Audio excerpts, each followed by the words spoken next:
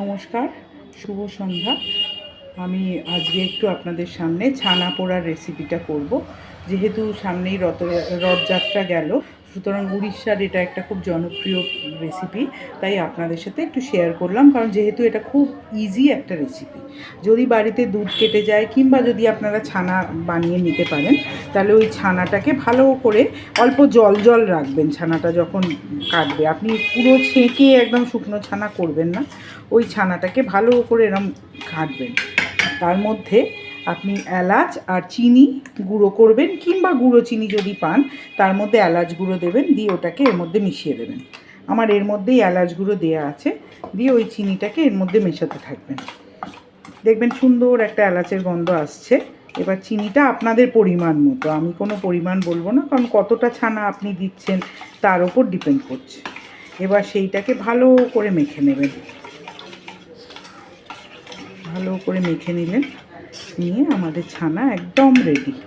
এরপর একটা ব্রাশ নেবেন, নিয়ে ব্রাশ দিয়ে একটু ঘি, ব্রাশ নেবেন, ব্রাশ দিয়ে একটু ঘি নেবেন, নিয়ে এই বাটিটাকে একটু ঘিটা মাখিয়ে নেবেন। কারণ ঘি দিলে ছানাটার একটা সুন্দর গন্ধ আসবে।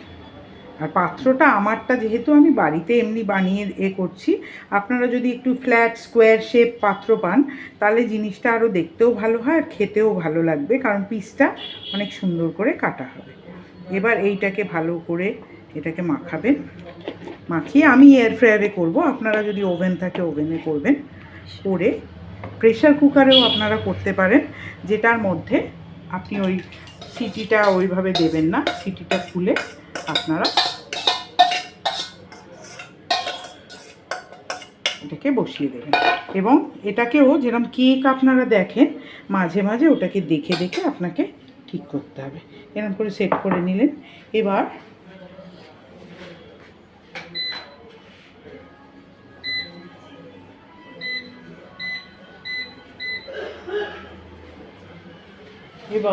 আমি কেক মোডে দিয়ে এটাকে প্রিহিট খানিকক্ষণ করে নিলাম।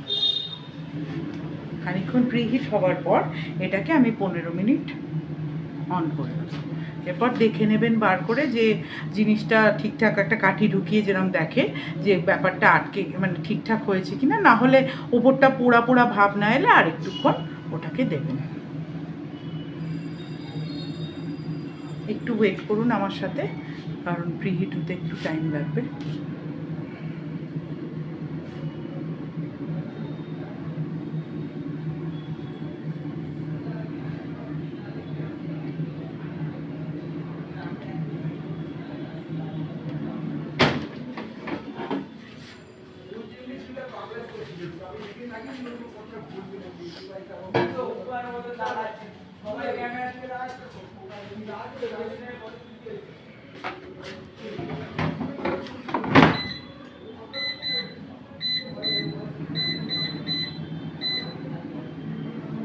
এটা হতে থাকুক, হয়ে গেলে আমি আপনাদের আবার দেখাবো।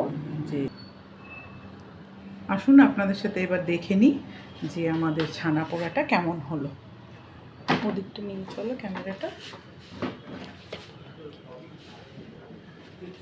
এই হচ্ছে আমার ছানা পোড়া। এটাকে এখন কিছুক্ষণ স্ট্যান্ডিং টাইম দিতে হবে, তারপর ঠান্ডা হয়ে গেলে এটাকে ফ্রিজে ওভারনাইট রেখে দিতে হবে। সকালবেলা এটা কেটে কেটে খেতে হবে। খেয়ে আপনাদের অবশ্যই জানাবো আমার ছানা পোড়া কেমন হয়েছে। নমস্কার।